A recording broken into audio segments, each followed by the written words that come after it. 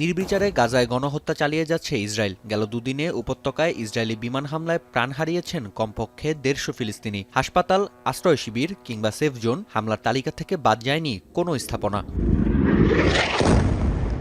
গণহত্যার দালালিক প্রমাণ থাকা সত্ত্বেও ইসরায়েলকে আরও $৮০০ কোটি অস্ত্র সহায়তা দেওয়ার পরিকল্পনা করছে যুক্তরাষ্ট্র।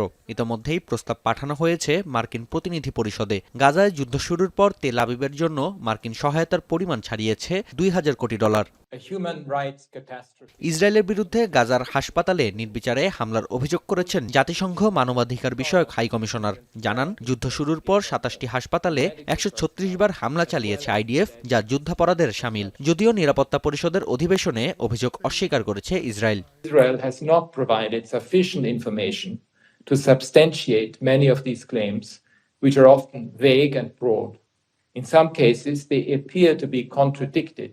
গাজায় ইসরায়েলি আগ্রাসনের বিরুদ্ধে প্রতিবাদ জানিয়েছে ইরান। চায়না মিডিয়া গ্রুপকে দেয়া সাক্ষাৎকারে ইরানের পররাষ্ট্রমন্ত্রী দাবি করেন, যুক্তরাষ্ট্র অন্ধ হয়ে গেছে। মানবাধিকারের কথা বললেও ইসরায়েল প্রসঙ্গে নীরবতা পশ্চিমাদের দ্বিচারিতা প্রকাশ করে বলেও অভিযোগ করেন তিনি।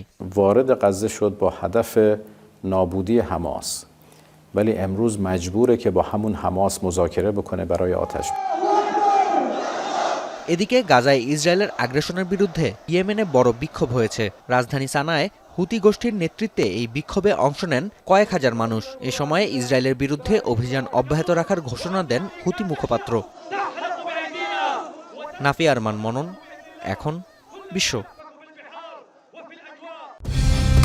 কালার এক্সপার্ট, জর্জ স্যাপ এবং মাইল্ড অন হ্যান্ডস টেকনোলজি সমৃদ্ধ অরিক্স ক্রিস্টাল ওয়াশ আপনার লন্ড্রি এক্সপার্ট।